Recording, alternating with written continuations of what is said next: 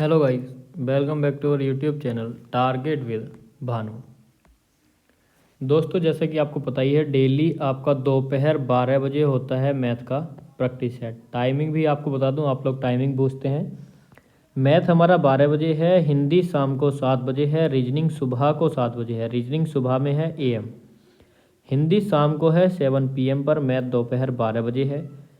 Classes आपकी daily होती हैं, तो डेली ही आपको अटेंड करनी है। कोई भी क्लास मिस ना हो, उसके लिए चैनल को सब्सक्राइब करके बेल आइकन को प्रेस कर लीजिए। आगे की अपनी अच्छी और बेहतरीन तैयारी के लिए भी आप चैनल को सब्सक्राइब कीजिए, तभी तो आप क्लास अटेंड कर पाओगे। PDF आपको टेलीग्राम ग्रुप पर शेयर कर दी जाती हैं, उसका लिंक आपको डिस्क्रिप्शन में मिल जाएगा, वहाँ से जा करके आप ज्वाइन कर सकते हैं। कोई क्वेश्चन, कोई क्वेरी, कोई डाउट या कुछ भी आपको दिक्कत परेशानी होती है तो आप टेलीग्राम पर बता सकते हैं। चैट आप सभी की ओपन है। प्रीवियस ईयर की अगर हम बात करें तो सारे के सारे प्रीवियस ईयर मैं आपको करा चुका हूँ, आप चैनल जा करके चेकआउट कर सकते हैं। वहाँ पर वीडियोज़ वाले ऑप्शन में भी आपको मिल जाएगा, या एक मैं प्लेलिस्ट बना दूंगा CRPF प्रीवियस ईयर, उसमें भी आप सारे प्रीवियस ईयर देख सकते हो, जितने भी मैंने आपको 5 की 5 क्लासेस कराई हैं। तो आज के पहले क्वेश्चन से स्टार्ट करते हैं, और मैं आपको बता दूं कि आप प्लीज़ वीडियो को शेयर कर दिया कीजिए। आप लोग ही सपोर्ट करोगे तभी आगे कुछ हो पाएगा, तो सपोर्ट की ज़रूरत है आप लोगों के। आप सपोर्ट कीजिए दोस्तों। अगर आपको क्लास अच्छी लगती है और आपको पसंद आती है तो आप सुपर थैंक्स भी दे सकते हैं। पहला क्वेश्चन है आज का, दो व्यक्तियों की वार्षिक आय 9:7 के अनुपात में है, तो इनकी आय का अनुपात क्या हो जाएगा दोस्तों? 9:7। इनके व्यय का अनुपात क्या है? तो दो फिर से लिखता हूँ, एक सेकंड। यहाँ पर लिख लेते हैं हम इनकी इनकम हो जाएगी इनकी 9:7। एक्सपेंडिचर लिख लेते हैं इनका, तो एक्सपेंडिचर यानी कि व्यय हो जाता है 4:3।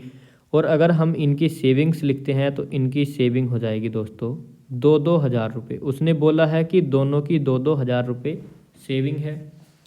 सबसे पहले मैं आपको बता दूं कि आय जो होती है, आय होती है आय बराबर जो उसने खर्च किया और जो उसने बचाया, दोनों का योग। कुल व्यय और कुल बचत मिलकर के क्या निकलती है? आय। आय में से व्यय घटा दो तो आपका बचत आ जाएगा, आय में से बचत घटा दो तो आपका व्यय आ जाएगा। ठीक है, तो इस फॉर्मूले का जरूर याद रखना कि आय इक्वल में व्यय प्लस की बचत। अब अपने क्वेश्चन को कर लेते हैं। हमारे क्वेश्चन ने क्या कहा था? रेशियो मेथड से करते हैं। 9:7 में उनकी आय है और उनके खर्च का अनुपात है 4:3, तो बचत यहाँ से हम निकाल लेते हैं, तो बचत आएगी 5:4। उसने बोला है कि प्रत्येक व्यक्ति 2-2 हज़ार रुपये बचाता है, तो यानी कि 1:1 में बचा रहा है, यानी कि बराबर बराबर। जितनी पहले की आय है, बचत है, उतनी ही दूसरे वाले की है, लेकिन यहाँ तो पहले ने 5 रुपये बचाए, दूसरे ने 4। तो अब हमको क्या करना होगा? इनका बचत बराबर करने के लिए तो सबसे पहले इन दोनों के डिफरेंस से पहले वाले में मल्टीप्लाई और इन दोनों के डिफरेंस से दूसरे वाले में। तो इन दोनों का डिफरेंस कितना आया? 1। तो ऊपर का तो ऐसे ही रह जाएगा, 1 से किसी भी मल्टीप्लाई करिए वही रहेगा। ऊपर का डिफरेंस है 2 से नीचे मल्टीप्लाई कर देनी है, तो ये आ जाएगा 8:6। अब इनका देखिए अंतर कितना आया, तो ये सेविंग हो गई 1:1 में। 1 यूनिट की वैल्यू है 2000। उसने हमसे क्या बोला है कि वार्षिक आय में क्या अंतर होगा, तो उनकी आय का अनुपात है 9:7, अंतर हो गया 2 का। 1 यूनिट की वैल्यू 2000, तो 2 यूनिट की वैल्यू आपकी 4000। ऑप्शन नंबर ए आपका करेक्ट होगा। उम्मीद करता हूं कि समझ आ गया होगा। एक और तरीके से चलिए आपको करा देता हूं। दो तरीके से अगर हम क्वेश्चन को करेंगे तो ज़्यादा बेहतर रहेगा।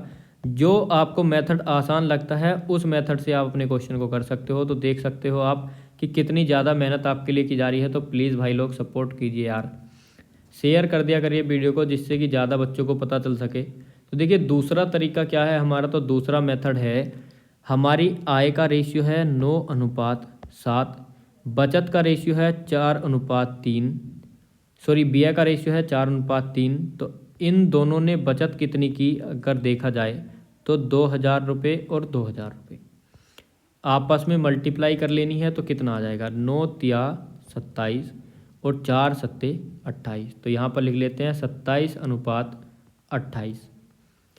इन दोनों की आपस में मल्टीप्लाई कर लेनी है, तो ये आ जाएगा 8000 अनुपात में आ जाएगा 6000। इन दोनों का अंतर 1, इन दोनों का अंतर 2000, तो 1 यूनिट की वैल्यू कितनी आ गई 2000। डिफरेंस पूछा है तो डिफरेंस कितना है 2, तो 2000 और 2 यूनिट का मान 4000।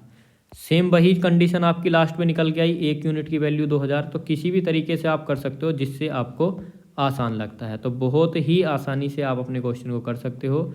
जो तरीका आप चाहो वो आप लगा सकते हो। सारी चीज़ें बता दी, फॉर्मूले से भी आप कर सकते हो, फॉर्मूला भी आपको बता दिया। ये फॉर्मूला पूरे के पूरे IBA वाले क्वेश्चन में चलेगा। जितने भी आपके सेविंग्स, एक्सपेंडिचर और इनकम वाले क्वेश्चन होते हैं सब में ये काम करेगा आपका। अगला क्वेश्चन है कि एक दीवार 30 दिनों में बना सकता है ए बना सकता है 30 डेज में। आगे दिया है कि बी बना सकता है 40 डेज में। अब हमसे बोला है कि यदि वे दोनों काम करें और 700 रुपये का भुगतान पाएँ, तो देखिए जो उनको इनकम मिलती है, जो रुपए मिलते हैं काम के बदले, वो किसके अनुपात में होते हैं, एफिशिएंसी के अनुपात में। तो एफिशिएंसी कैसे निकलेगी, टोटल वर्क हो गया हमारा 120, इन दोनों का एलसीएम 40 और 30 का, 40 और 30 का एलसीएम कितना आएगा दोस्तों 120। तो ए की इफिशियंसी होगी 4 और बी की हो गई 3। तो कितने के अनुपात में, 4 और 3 के अनुपात में हो गई। टोटल कितना हो गया 7, और ये बोल रहे हैं कि 7 रुपये के बदले 7 यूनिट का मान 700, यानी कि 700 रुपये मिलते हैं। तो इनका योग टोटल इनकम यानी कि कितनी मिलेगी 700 के बराबर, 1 यूनिट की वैल्यू 100। ए को मिले 400 रुपये, बी को मिले 300 रुपये। किसका पूछा है हमसे, तो इसने बोला है बी का हिस्सा, तो बी का हिस्सा 300 रुपये, ऑप्शन नंबर सी। अगला क्वेश्चन स्टार लगा लीजिए, बहुत इंपॉर्टेंट क्वेश्चन है। 61/19 बराबर में 3 + 1 के बटे में x + 1 के बटे में y + 1/z। अगर आप इधर से सोल्व करते हो तो देखिए बहुत ही ज़्यादा टफ क्वेश्चन हो जाएगा। तो हम 61/19 को इस तरह से बना लेंगे। तो चलिए बना लेते हैं। तो 61/19, तो इनको देखिए लिखने, इसको किस तरीके से लिखना है, सही बटों में। तो कितना हो जाएगा 19 × 57 और कितना रह गया 4, तो कितना हो गया 19 × 57 और 4 61। तो 3 सही 4/19। तो 3 सही 4/19 को हम लोग क्या लिख सकते हैं, तो इसको लिख सकते हैं 3 + 4/19। ठीक है। अब देखिए इसको और कैसे लिख सकते हैं, तो 3 + 1/19/4 हम लिख लेंगे, तो बिल्कुल लिख लेंगे। फिर से 4 से 19 को भाग दीजिए, तो ये आ जाएगा 3 + 1/4 + 4 चौके 16 और 3 बचा हमारा अपॉन में 4।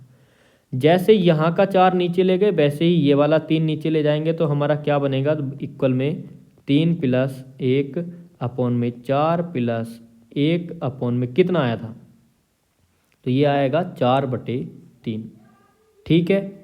और क्या रह गया हमारा, लास्ट कंडीशन रह गई इसको सोल्व करना 4/3 को। तो इसको हम क्या लिख सकते हैं, तो देखिए यहाँ पर लिख देता हूँ 3 + 1/4 + 1/3 कम 3 और 1 4, यानी 1 सही 1/3।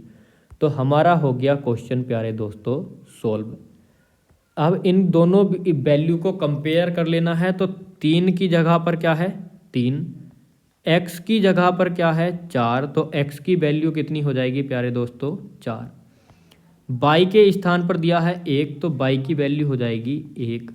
z के स्थान पर दिया है हमको 3, तो z की वैल्यू कितनी हो जाएगी 3। क्वेश्चन में पूछा है कि z धनपूर्ण x और y और z, x y z धन पूर्णांक है, तो z की वैल्यू कितनी है, तो z की वैल्यू है 3। तो ऑप्शन नंबर सी हमारा बिल्कुल करेक्ट होगा। इस तरह की इक्वेशन आपने बहुत सोल्व की होंगी, सॉल्यूशन आपको पता ही है। अगर इसको सॉल्व करोगे तो इसका मान आपका 61/19 ही आएगा। अगला क्वेश्चन है कि एक सोफ़ा सेट जिसका अंकित मूल्य 800 रुपये है। तो देखिए अंकित मूल्य होता है हमारा मार्क प्राइस, और मार्क प्राइस है हमारा दोस्तों 800 रुपये। थोक विक्रेता द्वारा फुटकर दुकानदार को 25% और 15% की 2 क्रमिक छूट दी गई। तो 800 रुपये पर हमने 25% की छूट दी, तो कितनी हमारी बची वैल्यू 75%। 15% की छूट दी तो कितना बचेगा हमारा 85%। तो ये हमारा कितने में क्या पड़ा, उसको इतनी छूट देने के बाद जो हमारी कीमत होगी तो वो छूट देने के बाद की कीमत होगी, और उस ही कीमत पर देखिए फुटकर विक्रेता ने खरीदा है। तो फुटकर विक्रेता को वस्तु कितने की पड़ी, तो फुटकर दुकानदार को सोफ़ा सेट का लागत मूल्य कितना होगा, तो फुटकर दुकानदार को सोफ़ा सेट का मूल्य कितना पड़ा, यानी कितने में उसने खरीदा। तो इसको सोल्व कर लीजिए, 0 से 0, 4 से 25 बार और 4 से 2 बार, 25 से 3 बार, 25 या 75, 6 गुणा 85 कितना आ गया, 6 पंजे 30, 6 अट्ठे 48 और 3 51, यानी कि 510। ऑप्शन नंबर बी हमारा बिल्कुल करेक्ट। अगला क्वेश्चन है कि दिए गए कालखंड में मोतियों का औसत निर्यात करोड़ रुपए में दिखाया कितना था। तो हमको बताना है कि देखिए साल दिए हैं 2001, 2, 3, 4, 5, 6, 7, 7 साल का हमको ब्यौरा दिखाया है और हमसे पूछा है कि औसत निर्यात। औसत निर्यात कैसे निकालेंगे, तो एवरेज निकालने के लिए कुल का योग यानी कुल पदों का योग बटे कुल पदों की संख्या। तो हमारे योग क्या क्या होंगे, 5:2 दिया है, 6:5 दिया है, 7:8 दिया है, 9:9 दिया है, 10:8 दिया है, 9:5, 11:4। इन सभी का योग कर लेना है। तो देखिए 5 और 2 7, 7 8 15, 9 24, 24 और 8 हमारे हो जाएंगे 32, 32 5 हो जाएंगे हमारे 37, 37 और 4 हो गए 41, यानी हासिल के 4 और हमारा 1 आ गया। अब देखिए आगे के जोड़ लेते हैं, 6 5 11, 11 7 18, 18 और 9 बनेंगे हमारे 27, 27 और 10 37, 37 और 9 46 और 46 और 11 बन जाएंगे हमारे 57, और 57 को हम 4 में ऐड करेंगे तो ये बनेगा हमारा 61। तो 61.1 को कितने से भाग देनी है, टोटल कितने हैं ये 7, तो कितनी बार जाएगी, 7 अट्ठे 56, 9 बार नहीं जा सकती, 7 9 63। पॉइंट को भूल जाइए कि हमारे पास कोई पॉइंट भी है, या यहाँ पर लगा दीजिए पॉइंट ही आएगा। 7 अट्ठे 56, तो कितने बचे हमारे, बचते हैं 6, ठीक है। 61.6 ही आ रहा है ना, हाँ 61.6 ही आएगा, 7 से डिवाइड करनी है तो 7 अट्ठे 56, तो कितना बचा 5, तो 7 अट्ठे 56, यानी कि हमारा 8 बार चला जाएगा। क्या हमारा ये पूरा पूरा कट रहा है, तो एक बार देख लेते हैं, चलिए 7 से 616 को 7 अट्ठे 56, तो कितना बचा 6 5 11 और 7 अट्ठे 56, यानी कि 8.8 हमारा जा रहा है। तो इस तरह का कोई ऑप्शन नहीं है, तो 8.73 हम इसका ऑप्शन बी वाला लगा देंगे, ठीक है। कोई दिक्कत, तो कोई दिक्कत नहीं होनी चाहिए। अगले क्वेश्चन पर चलते हैं। अगला क्वेश्चन हमारा क्या है, तो अगला क्वेश्चन है हमारा, किस वर्ष में मोतियों के निर्यात में पिछले वर्ष की तुलना में प्रतिशत वृद्धि अधिकतम है। बहुत ही देखिए अच्छे लेवल का क्वेश्चन है। कल तक मैंने बहुत आसान आसान क्वेश्चन कराए, आज देखिए सारे के सारे क्वेश्चन आपके एक अच्छे लेवल के क्वेश्चन है, सभी में आपको कैलकुलेशन करनी पड़ेगी। इस क्वेश्चन को कैसे करेंगे, तो देखिए सबसे पहले मैं आपको बता दूं, जो आपके ऑप्शन है इन ऑप्शन के थ्रू ही आपको निकालने हैं कि 2002 में कितनी वृद्धि हुई। तो सबसे पहले 2002 की निकाल लेनी है। 2002 में देखिए 6.5 है, कितने से 5.2 से बढ़कर 6.5 हो गई, तो कितनी बढ़ी आपकी, तो ये बढ़ी 1.3, कितने से बढ़ी 5.2 से, तो पॉइंट से पॉइंट कट जाएगा, तो कितना आया 1/4 और प्रतिशत के लिए 100, तो कितनी आ गई 25% की वृद्धि हुई। उसके बाद हमको 2002 निकल गया, 2004 निकाल लेते हैं। तो 2004 में 9.9 हुई 7.8 से, तो कितनी बढ़ी, ये बढ़ी हमारी 21 बढ़ी 78 से, मल्टीप्लाई में 100, तो कितना आएगा, ये आ जाएगा 3 सत्ते 21, 3 दूनी 6 और 3 छक्के 18, 700/26। जब हम इसको 700 को 26 से डिवाइड करेंगे तो समथिंग 26 27 बार जाएगा, तो चलिए 27 मान लेते हैं। अगला आ जाता है हमारा सन 2005, क्रम से चलते हैं। तो सन 2005 ये था हमारा सन 2004, तो सन 2005 में कितनी हुई, तो 10.8 हो गई 9.8 से, तो कितनी बढ़ी, ये बढ़ी 0.9 बढ़ी 9.9 से, तो कितना आ गया 1/11 गुणा 100, तो कितना आ जाएगा 9 पॉइंट समथिंग आएगी, तो 9 मान लेते हैं। लास्ट बचती है हमारी 2007 की। 2007 में 11.4 हो गई 9.5 से, तो कितनी बढ़ी, तो ये बढ़ी हमारी 9 और ये बढ़ गई हमारी 1, 19 हमारी बढ़ी है यहाँ पर।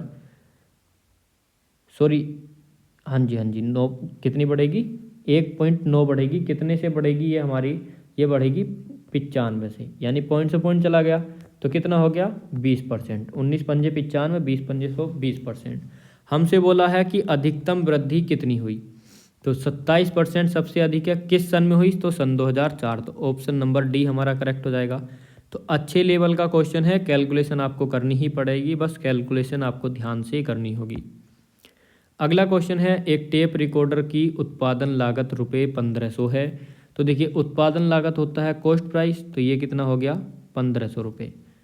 उसका निर्माता अंकित मूल्य 20% ज़्यादा अंकित करता है, तो 1500 का 120/100, 0 से 0 कट जाएंगे, और 12-15 कितना हो गया 180, तो यानी कि उसका मार्क प्राइस आ गया 1800 रुपये।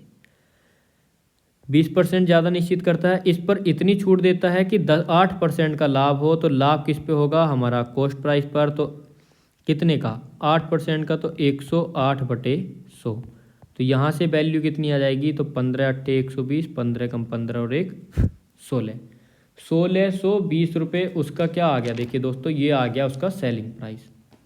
तो अब वो हमसे पूछ रहा है कि उसने कितनी छूट दी, 1800 रुपये था मार्क प्राइस, क्योंकि छूट मार्क प्राइस पर दी जाती है। तो 18 से 1620, तो कितने की दी उसने, तो यहाँ आ जाएगा देखिए 180, और कितने पर 1800 पर। मार्क प्राइस पर ही छूट दी जाती है हमेशा, डिस्काउंट मार्क प्राइस पर। तो कितना आ गया 10%, 0 से 0, 180, 18 से 10 बार, तो 10% की छूट दी, और ऊपर से 8% का प्रॉफिट भी कमा लिया। यानी 10% छूट देने के बाद 8% का लाभ होता है। अगर 10% छूट ना देता तो कितने का लाभ होता। अगला क्वेश्चन है कि वह संख्या कौन सी है जिसे यदि 7, 16, 43 और 79 में जोड़ा जाए तो वे संख्या समानुपात में हो जाए। इस क्वेश्चन को हम 3 से 4 तरीकों से कर सकते हैं। तो सबसे पहला तरीका क्या होगा, तो समानुपात में करने के लिए 7 + x अपॉन में 16 + x इक्वल 43 + x, क्योंकि हमसे बोला है कि प्रत्येक में क्या जोड़ा जाए, तो जोड़ रहे हैं 79 + के x। इसको आप सोल्व करोगे तो आपकी x की वैल्यू निकल जाएगी। दूसरा तरीका 7 और 16 का डिफरेंस और 43 और 79 का डिफरेंस, दूसरा तरीका हो गया। अब ये कैसे होगा, देखिए 7 और 16 का डिफरेंस 9, 43 और 70 का डिफरेंस कितना आएगा 9 4 13, सॉरी 9 4 13 नहीं होगा, 79 में से 43 घटाएंगे तो 6 आ जाएगा, और ये आ जाएगा 36। ठीक है, तो कितना आ गया हमारा 9 और 36 इनका डिफरेंस है। अब देखिए अब आगे क्या करना है, तो इसको क्या करना है, देखिए जो इधर का डिफरेंस है वो 7 की मल्टीप्लाई में रख लीजिए। जैसे कि हमारा डिफरेंस कितना आया था 36, तो 7 + x अपॉन में 16 + x इक्वल में 9/36, तो कितना हो जाएगा 9 चौके 36, गुणा कर दीजिए 4 सत्ते 28 + के 4x बराबर कितना आ जाएगा 16 + x। x इधर आके माइनस हो जाएगा 3x बराबर, इसका डिफरेंस निकाल देंगे तो देखिए कुछ इधर उधर रखा गया क्या माइनस में आ रहा है, तो कैलकुलेशन आप देख लेना। जब 28 और 16 का डिफरेंस हम निकालेंगे तो कितना आएगा 28 और 16, 6 2 8, तो कुछ हमारी गड़बड़ हुई है क्या, तो कुछ ना कुछ गड़बड़ हुई है, 1 मिनट। हाँ देखिए ये वाला इस टाइम ऐसे नहीं रखा जाएगा, सॉरी एक गड़बड़ हो गई, मैं इसको ठीक करा देता हूँ। 2 तरीके से निकलेगा ना, तो ये दूसरा तरीका मैंने लगा दिया, आपको बता रहा था ना 2 तरीके से। तो जब आप ऊपर से नीचे का डिफरेंस करते हैं तो देखिए क्या डिफरेंस होगा, तो 7 + x, और डिफरेंस कितना आएगा इसका आया था 9, और इसका डिफरेंस कितना आया था प्यारे दोस्तों, इसका आया था हमारा 36। तो 7 + x में हो जाएगा हमारा 36 का मल्टीप्लाई, और इक्वल में 43 + x में हो जाएगा 9 का मल्टीप्लाई, ये होगा। तो 9 × 4 46, तो 4 सत्ते 28 + के 4x बराबर 43 + के x। x इधर आके माइनस हो जाएगा तो कितना रहेगा, ये हो जाएगा 3x और इक्वल में 28 और 43 का डिफरेंस कितना आएगा, 8 5 13 और 3 में से 2 गया 1, x बराबर 5। तो ये हमारा एक तरीका। ध्यान रखना है कि जब इन दोनों का अंतर करना है तो एक की मल्टीप्लाई इसमें और एक की इसमें।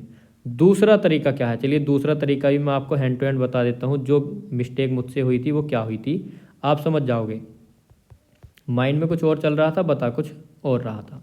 तो दूसरा तरीका ये है, 7 और 43 का अंतर, 16 और 79 का अंतर। ये तरीका आपका बहुत आसान है, अगर इस तरीके से करते हो तो कोई मिस्टेक आपसे नहीं होगी। 7 और 43 का अंतर कितना आएगा, तो फटाफट से निकाल लेते हैं। 7 6 13 यानी कि 36। दूसरा 16 और 79 का अंतर कितना आएगा, 6 और 3 और 7 में से 1 गया, कितना बचा 6 63। इसको काट लेना है, 9 चौके 36 9 सत्ते 63। तो कितना रेशियो आया, 4:7। या तो आप इसके इक्वल में रख दीजिए या आप इसके इक्वल में रख लीजिए। तो हम रखते हैं आसान वाले। तो 7 + x बटे 16 + x बराबर में कितना आ जाएगा, 4/7। कैलकुलेशन कर लेंगे, क्वेश्चन हमारा सॉल्व हो जाएगा। 7 सत्ते 49 x + 7x बराबर 16 चौके 64 x + के 4x। 4x इधर घटेगा, 3x बचेगा। 64 में से 49 अगर हमारा गया तो कितना बचा, 15। 9 5 14 और 4 1 5। तो x की वैल्यू कितनी आ गई, 5। Option number C. एक तरीका और मैं आपको बता देता हूँ, बहुत आसान सा तरीका है। वो क्या, देखिए जो हमने यहाँ पर वैल्यू निकाल ली है, देखिए अगर आपको सोल्व नहीं करना है तो हमारा इतना तो आपको पता है कि ये कैसे आया था, 7 + x इक्वल में 4/7। तो अगर आपको कैलकुलेशन इन सब की नहीं करनी तो यहाँ से आप कोई भी वैल्यू x में रख दीजिए। अगर आप यहाँ पर 2 रखते हैं तो आपका 4/7 नहीं आएगा, वैल्यू वो ही आपकी सही होगी जिससे 4:7 आ जाए। 5 रख के देख लीजिए, 7 + 5 अपॉन में 16 + 5। 7 5 12, 16 5 21, 3 चौके 12, 3 सत्ते 21, आ गया आपका 4/7। तो इस क्वेश्चन को करने के 4 मेथड मैंने आपको बता दिए हैं। जो तरीका आपको आसान लगता है उससे आप कर सकते हो। अगला क्वेश्चन, 5 वर्ष पहले P तथा Q की औसत आयु 15 वर्ष थी। अब P Q R की औसत आयु 20 वर्ष है। तदनुसार 10 वर्षों बाद R की आयु क्या होगी। तो देखिए हमने मान ली 5 वर्ष पहले P की आयु x थी और उसकी भी मान लेते हैं x थी, मान लेते हैं। लेकिन इसने दी है P और Q की औसत आयु कितनी थी, 15। तो P और Q की यानी P + Q बटे 2। तो P और Q के जो योग आ जाएगा वो कितना आ जाएगा, 30। P और Q की आयु का योग 5 वर्ष पहले 30 था। अब हम बात करें तो उनकी आयु कितनी हो जाएगी। तो देखिए 5 वर्ष पहले थी तो 5 वर्ष इसकी बढ़ेगी, 5 इसकी, टोटल कितनी बढ़ी, 10। तो वर्तमान में P + Q कितने का हो गया, 40। आगे P Q R की औसत आयु कितनी है, तो P + Q + R की औसत आयु है 20, तो उनका योग हो जाएगा 60। अब देखिए P और Q की अगर हम निकाल दें, P और Q की 40 थी, इसमें भी P Q की जुड़ी है कितनी, 40। तो R की कितनी बची, 20 साल। हमसे बोला है 10 वर्ष बाद R की आयु, तो 10 वर्ष अगर इसमें जोड़ दें तो 30 साल हो जाएगी। Option number C. अगला क्वेश्चन बहुत आराम से कर सकते हो। अगला क्वेश्चन है, रमेश ने 10 साइकिलें प्रत्येक 500 रुपये की कीमत पर खरीदी थी। तो कॉस्ट प्राइस क्या हो जाएगा, खरीदने वाला मूल्य है कि उसने कितने रुपए खर्च किए। 10 साइकिल हैं, एक साइकिल का मूल्य 500, तो 10 साइकिल का मूल्य है 5000। 10 साइकिलें 5000 की हो गई। उसने 2000 रुपये खर्च कर दिए उनकी मरम्मत पर। तो 5001 और 2001, तो कितने टोटल कितना खर्च कर दिया। तो वो साइकिलें पड़ी उसको 7000 रुपये की। 5 साइकिल प्रत्येक 750 रुपये कीमत पर। तो 5 साइकिल बेची, एक साइकिल 750 पर। तो 5 साइकिल कितनी की बेची, 500, 5 पंजे 25, 5 सते 35 और 2 37। 3750 की उसने 5 साइकिलें बेच दी। बाकी बेची 550 की कीमत पर, 5 पहले और 5 बाद में। तो ये कितने की बेची, 5 पंजे 25, 5 पंजे 25 और 2 27। टोटल 10 साइकिल कितने की बेची, तो ये बेच दी उसने 6500 रुपये की। खरीदी थी 7000 की, बेच दी 6500 रुपये की, तो उसने अपना लॉस कर लिया। लॉस कितने का हुआ, 500 रुपये का लॉस। कितने रुपए पर, 7000 रुपये पर। प्रतिशत में कितना हुआ, 100। तो 2 जीरो से 2 जीरो, 1 जीरो से 1 जीरो, 50/7, 7 सत्ते 49, 1 50, यानी 7 से ही 1/7% की हानि। ऑप्शन नंबर डी आपका करेक्ट हो जाएगा। अगला क्वेश्चन, अगला क्वेश्चन है 72 ग्राम 3.6 किलोग्राम का कितने प्रतिशत है। तो 3.6 किलोग्राम ये केजी में है, अगर इसको ग्राम में बनाए तो कितना बनेगा, 3600 ग्राम। तो जो 72 ग्राम है, तो हमसे बोला है 72 ग्राम किसका, 3600 ग्राम का। 3.6 किलोग्राम बोला है, कितना प्रतिशत है, तो प्रतिशत के लिए 100, 2 जीरो से 2 जीरो, 36 दूनी 72। 72 किलोग्राम 3.6 किलोग्राम का 2% है। अगला क्वेश्चन, वह धनराशि कितनी होगी जो 5% वार्षिक की दर से दूसरे वर्ष में 420 रुपये चक्रवृद्धि ब्याज प्राप्त करती है। इसको भी आप 3 तरीके से क्वेश्चन को कर सकते हो। 5% की कितना होता है, 1/20। कितने साल बोला है, 2 साल, तो 20 का आपको कर देना है वर्ग, तो कितना आएगा, 20 का वर्ग आ जाएगा यहाँ पर आपका 400। ठीक है, पहले साल 20% लगेगा, तो 20 400। दूसरे साल 20% से 20 रुपये का ब्याज। दूसरे साल पहले ब्याज पर भी ब्याज, तो 1 रुपये का ब्याज। तो टोटल कितना हो गया, दूसरे वर्ष ब्याज हो गया 21। हमसे बोला है 420, तो कितना आ गया, 21 दूनी 42, यानी कि 1 यूनिट की वैल्यू 20 आ गई। मूलधन माना था 400, तो 400 × 20, तो कितना हो गया हमारा 8000 रुपये। तो ऑप्शन नंबर सी हमारा बिल्कुल करेक्ट होगा। दूसरा तरीका, सारे मेथड आपको बताऊंगा। देखिए, हमारे साथ जुड़ने का फ़ायदा यही है कि हर तरीका आपको बताया जाएगा जिससे भी आप करना चाहो। तो रेशियो मेथड से कैसे करेंगे, तो रेशियो मेथड से 5% का मान कितना था, 1/20। तो पहले साल मूल्य 20 से 21 हो जाएगा, दूसरे साल 20 से 21 हो जाएगा। अगर आप इनकी मल्टीप्लाई करते हो तो 20 20 400, तो ये आ गया हमारा मूलधन। अगर आप इनकी मल्टीप्लाई करते हो 441, तो दोनों वर्षों का आपका ये आ जाएगा हमारा मिश्रधन। ठीक है, अगर इनका अंतर करोगे तो आ जाएगा आपका ब्याज। लेकिन दूसरे वर्ष का चक्रवृद्धि ब्याज क्या है हमारा 21, और हमसे बताया है 420। तो 21 से कितना ज़्यादा, 20। मूलधन कितना था हमारा 400, 20 400 8000। तीसरा तरीका, जैसे हमसे बोला था 5%, तो आप क्या निकालोगे, देखिए आपने मान लीजिए कुछ भी मूल्य मान लीजिए, आपने मान लिया 100 रुपये। 100 रुपये मूल्य मान लिया, तो पहले साल 5% से 20, दूसरे साल 5% से 20, और तीसरे साल 5% से 4। तो टोटल कितना हुआ दूसरे साल का, 24। ठीक है दोस्तों, तो इस तरह से भी आप कर सकते हो। कुछ गड़बड़ तो देखिए इसे छोड़िए, इसमें शायद कुछ मिस्टेक हो गई। तो इन 2 तरीके से आप कर सकते हो। वैसे 5% से भी आप निकाल सकते हो। मान लीजिए मैं 4000 हमारा मूल्य था, 5000, तो कितना हो जाएगा, ये हो जाएगा आपका 5 अट्ठे 40, ऐसे करके होगा। ठीक है, तो ये वाला तरीका जो है आपका, ये है रेशियो मेथड। ये सबसे बेस्ट तरीका लगता है। लेकिन जो मैंने आपको कराया था 5% 1/20, वो कौन सा है आपका, ट्री मेथड। अगर आप ट्री मेथड को पढ़ लेते हो तो आप कोई सा भी क्वेश्चन कैसे भी कर सकते हो, आपका क्वेश्चन क्या हो जाएगा, सॉल्व। ट्री मेथड वाली मैंने आपको वीडियो करा रखी है, आप प्लेलिस्ट में जा करके देख लीजिए कि ट्री मेथड क्या है, किस तरह से इसको अप्लाई कर सकते हैं। पहले साल का, दूसरे साल का, तीसरे साल का, कोई भी आपसे पूछ ले आप आराम से बता दोगे। अगला क्वेश्चन है कि एक वृत्त की जीवा उसकी त्रिज्या के बराबर है। तो सबसे पहले हमको बनाना होगा एक वृत्त। क्या हो रहा है, ये है वृत्त, तो इसकी त्रिज्या क्या होगी, ये होगी। इसने बोला है इसकी जीवा भी त्रिज्या के बराबर है। और देखिए और क्या हमसे बोला है, दीर्घ खंड में वृत्त की परिधि। तो चलिए, जो हमारी जीवा है उस, ये हमारी जीवा हो गई, और इसकी त्रिज्या क्या है, इसके बराबर है, थोड़ा सा और बड़ा, ये यहाँ तक। जब हमारी त्रिज्या ये आर है और जीवा भी आर है, तो ये वाली भी आर ही होगी। तो तीनों कितनी हो गई हमारी, समान।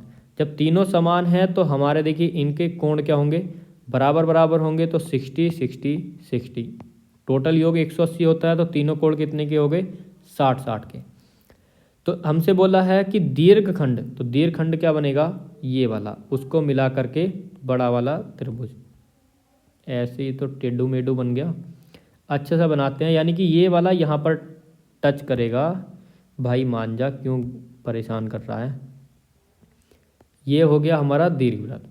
अब हमसे बोला है कि दीर्घखंड में वृत्त की परिधि के किसी बिंदु पर बनाए गए कोण की माप क्या होगी? तो आपको पता है 1:2 होती है।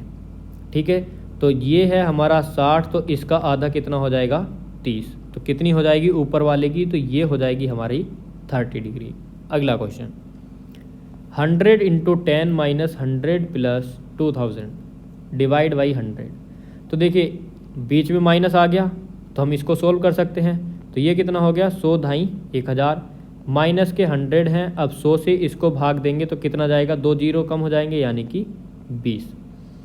1000 में से जब आप -100 करोगे तो 900 बचेगा, और 900 में आप 20 ऐड करोगे तो कितना बचेगा आपका? 920। ऑप्शन नंबर बी आपका यहाँ पर बिल्कुल करेक्ट हो जाएगा। अगला क्वेश्चन, अगला है ए बी महत्तम समापवर्त्य है। अच्छा जी, चलिए कर लेते हैं इसको भी। ए बी क्या है? हमारा महत्तम समापवर्तक। ए बी का महत्तम समापवर्तक 12 है। ऐसे करके है क्वेश्चन। दो संख्याएं हैं ए और बी, इनका में से कितना दिया है दोस्तों? 12। ए बी धनात्मक पूर्णांक है, ए बी से बड़ा है और बी 12 से। ए बी से बड़ा है और बी 12 से बड़ा है। तो देखिए ऑप्शन से इस क्वेश्चन को करिए कि न्यूनतम मान क्या होंगे क्रमशः। पहले ए का दिया है, फिर बी का। हमसे बोला है ए बी से बड़ा है, तो पहले ऑप्शन में ए तो बी से छोटा है, खत्म। दूसरे में ए बी से बड़ा है, तो बिल्कुल सही है, लेकिन बी हमारा 12 से बड़ा होना चाहिए, तो ये तो बिल्कुल बराबर है, यानी 12 ही है। तो बी वाला नहीं होगा, सी वाला। ए बी से बड़ा है तो सी में भी ए बी से बड़ा नहीं है, डी ऑप्शन बचा। ए बी से बड़ा है तो 36 24 से बड़ा है, बिल्कुल सही। बी 12 से बड़ा है तो बी 12 से बड़ा है 24, तो हमारा डी ऑप्शन करेक्ट हो जाएगा। कुछ नहीं करना, ऑप्शन से आपका आंसर आ जाएगा। अगला क्वेश्चन है, एक आयत की लंबाई और परिमाप 5:18 है, यानी कि L अपॉन में परिमाप क्या होता है? 2 × L + B। कितने हैं? 5:18। तो 2 से 9 बार कट जाएगा, तो 9L = 5L + 5B। तो कितना हो जाएगा? तो ये हो जाएगा 4L = 5B। तो L अपॉन B यानी लंबाई अपॉन चौड़ाई कितनी आ गई? 5/4। तो हमसे पूछा है उसकी लंबाई और चौड़ाई का अनुपात 5:4। ऑप्शन नंबर सी हमारा बिल्कुल करेक्ट। अगला क्वेश्चन है, एक दुकानदार को अपनी चीज़ों की लागत से कितने प्रतिशत ज़्यादा अंकित मूल्य रखने चाहिए ताकि वह उन पर 12% छूट देकर भी 32% का लाभ कमाए? तो देखिए क्या करते हैं, जब भी हमें अंकित मूल्य, और देखिए क्या पूछ रहा है हमसे कि कितना करें कि उन पर 12% छूट दें। छूट देनी है यानी कि मार्क प्राइस पता होना चाहिए, 32% लाभ हो तो हमको सी पी पता होना चाहिए। तो हम क्या करते हैं, 100 माइनस डिस्काउंट, तो ये क्या हो गया? C P. 100 प्लस के प्रॉफिट, तो ये क्या हो गया? M P. ठीक है, तो 100 minus C P, sorry 100 minus discount, discount 12 का है, 100 में से माइनस करेंगे तो 82 इक्वल, या रेशियो बना लीजिए आप, इसको इक्वल छोड़िए, अनुपात बना लेते हैं अनुपात में। ठीक है, तो ये कितना आएगा? तो ये आएगा 100 प्लस प्रॉफिट यानी कि 132। अब क्या करना होगा? तो अब हमको इसकी काट लेने हैं जो जिससे कटता है, या आप सॉरी ये बनेगा हमारा 88, 82 नहीं 88। जिससे कटता है काट लीजिए। किससे कट रहा है? अगर आप नहीं भी इसको काटते हो तो आप डायरेक्टली भी कर सकते हो, जैसे कि शायद 44 से कट रहा है, 3 चौके 12, 3 चौक 12 और 1 13। ठीक है, 44 दूनी 88 और 2:3, तो यानी कि 1 बड़ा है 2 से, तो इंटू 100, तो यानी कि 50%। हमसे बोला है कि दुकानदार को अपनी चीज़ों की लागत से कितने प्रतिशत ज़्यादा अंकित मूल्य रखना चाहिए? तो 50% ज़्यादा रखना चाहिए। ऑप्शन नंबर ए हमारा बिल्कुल करेक्ट हो जाएगा। अगला क्वेश्चन, 4 अंकों की सबसे बड़ी संख्या जो 88 से पूर्णतः विभाज्य हो, तो विभाजिता वाले रूल तो क्या हो जाएगा? 88 से कौन सी डिवाइड होगी? जो 11 और 8 से होती हो। तो देखिए 8 के पहाड़े में कभी भी 9 नहीं आएगा, 8 के पहाड़े में कभी भी 5 नहीं आएगा। अब देखिए 2 ऑप्शन हम पे बचते हैं। अब देखिए 11 का क्या होता है? 11 का इवन प्लेस और ऑड प्लेस का देखिए आपको योग जो होता है वो या तो 11 से विभाजित हो या फिर 0। तो इसका तो हमारा आ रहा है इसका योग या अंतर, तो कुछ भी कर लो 9 ही आएगा और 9 11 से विभाजित नहीं है, तो ये भी नहीं होगा। अब देखिए 9 4 13, 9 4 13, तो इन दोनों का अंतर क्या आ रहा है दोस्तों? इन दोनों का अंतर है 0। तो जिसका अंतर 0 हो तो वो हमारी 11 से कट जाएगी। 8 वाला रूल क्या है? तो 8 वाला रूल है लास्ट की 3 संख्याएं। तो आप इसको काट के देखिए, 8 एकम 8, कितने बचा? 1, तो कितनी बार जाएगी? 8 बार जाएगी, तो कितना बचा? 6 और 8 अट्ठे 64, यानी कि ये हमारा डिविजिबल है। तो ऑप्शन नंबर सी हमारा बिल्कुल करेक्ट होगा। अगला क्वेश्चन, एक कारोबार में ABC 3 साझेदारों ने धन का निवेश इस प्रकार किया कि ए का 6, यानी 6A हो गया, इक्वल में है 8B हो गया और इक्वल में है 10C हो गया। इसको काट लीजिए, 2 तिया 6, 2 चौके 8, 2 पंजे 10। इसको सिंपल रेशियो में बना लेते हैं, तो A अनुपात B अनुपात C, यहाँ से क्या निकलेगा? तो ये निकलेगा देखिए दोस्तों हमारा 20 अनुपात 15 अनुपात 12। कैसे निकला? तो रेशियो एंड प्रोपोर्शन वाले चैप्टर में देख लीजिए, इन तीनों का एलसीएम लिया और सॉल्व कर लिया। इन तीनों का एलसीएम क्या आएगा? तो आप देखिए 3 4 5, 5 चौक 20 और 3 4 तिया 12, तो 60 आ जाएगा। ठीक है, तो जो 60 3 से भी कटेगा, 20 तिया 60, 15 चौके 60, 12 पंजे 60, 60 एलसीएम लेके 20 अनुपात 12 अनुपात 15, ये हमारा बन गया।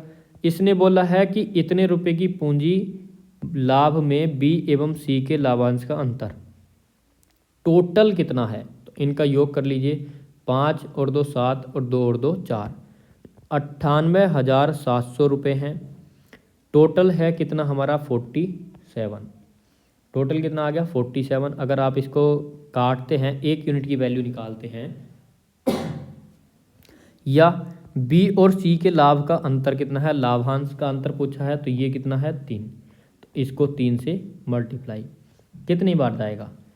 तो ये जाएगा हमारा 1, यानी कि 4 47 दूनी कितने हो गए? 2 सत्ते 14, 2 चौके 8 1 9, यानी कि 21 बार।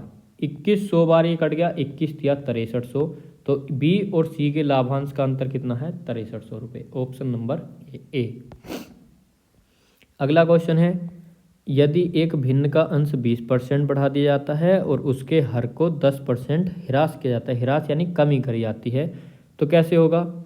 ए का जो है हमने अंश बढ़ा दिया 120%, बी को हमने कर दिया 10% कम 90, तो अनुपात हो गया 16 अनुपात 21। कुछ लोग सोच रहे होंगे कि इसके 120 के बटे का 100 कहाँ गया? तो इसका 100 90 के 100 से कट जाएगा। अब देखिए कितनी बार जाएगा?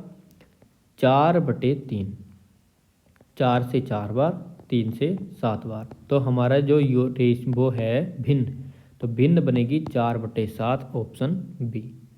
अगला क्वेश्चन है, 180 मीटर की एक रेलगाड़ी है, इतने किलोमीटर प्रति घंटा की चाल से 120 मीटर लंबी दूसरी रेलगाड़ी 108 किलोमीटर प्रति घंटे की चाल से एक दूसरे के विपरीत आ रही हैं, यानी कि विपरीत दिशा में चल रही हैं। तो ये एक दूसरे को कितनी देर में पार करेंगी? कुल दूरी कितनी हो जाएगी? तो 180 प्लस के 108, तो कितनी हो गई? 288 मीटर।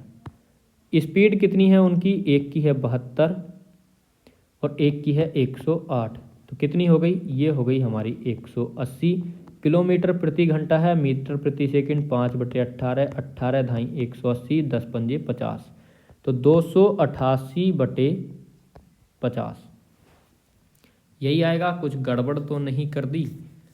180 मीटर है और सॉरी गलत जोड़ दिया, सारा कुछ गलत कर दिया। एक सेकंड, गलत जोड़ दिए सभी के सभी।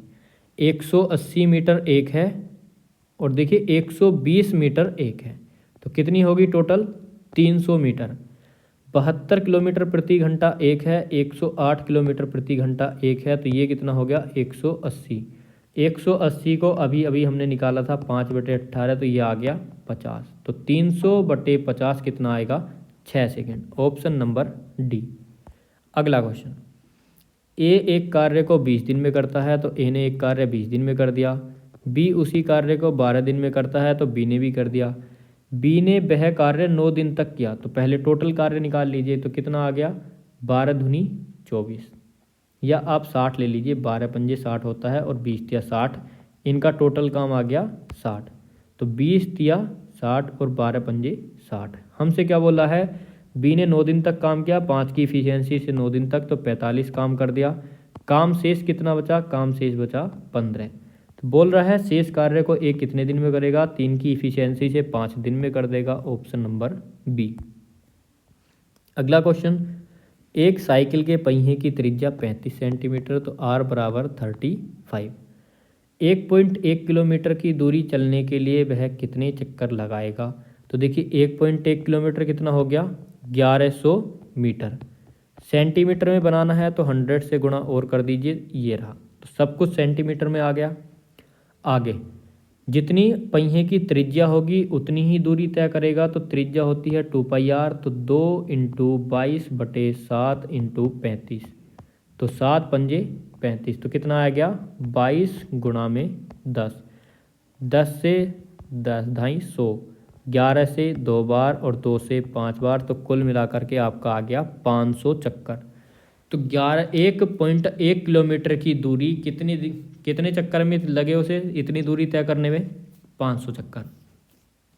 अगला क्वेश्चन है कि किसी स्कूल में 70% छात्र लड़के हैं और लड़कियों की कुल संख्या है 420। यदि 70% छात्र लड़के हैं और लड़कियां 420, तो 30% लड़कियां हो गई। 30% किसके बराबर 420 के। तो देखिए कितना आ गया, ये आ गया आपका 14, एक यूनिट की वैल्यू। लड़के कितने हैं 70%, तो 14 7।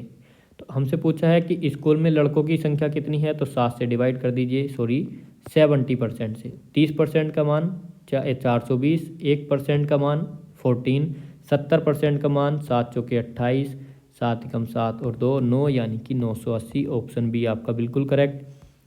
अगला क्वेश्चन, 6 संख्याओं का औसत क्या है, x है। तो चलिए 6 संख्याओं का औसत x है, तो उनका योग हो जाएगा 6x। 3 संख्याओं का औसत उनका y है, तो उनका योग कितना हो जाएगा 3y, ये 6 का है। शेष 3 संख्याओं का क्या है z, तो उनका योग 3z। तो 6x बराबर कितने के होगा 3y प्लस के 3z के। 3 कॉमन ले लेंगे तो 2x बराबर y प्लस z। तो कौन सा संबंध होगा 2x = y plus z, B वाला। ऑप्शन नंबर बी हमारा बिल्कुल करेक्ट हो जाएगा। तो ये आज के आपके 25 क्वेश्चन। लेवल आज का अच्छा था, तो प्लीज़ कमेंट सेक्शन में अपना स्कोर ज़रूर बताना कि किस बच्चे का कितना स्कोर आ रहा है। तो अगर आपको क्वेश्चन अच्छे लगे हों तो सुपर थैंक्स, लाइक शेयर और चैनल को सब्सक्राइब सारे काम फटाफट से कर लीजिए। टेलीग्राम को भी आप ज्वाइन कर सकते हो। मिलते हैं अगली क्लास में, तब तक के लिए जय हिंद जय भारत।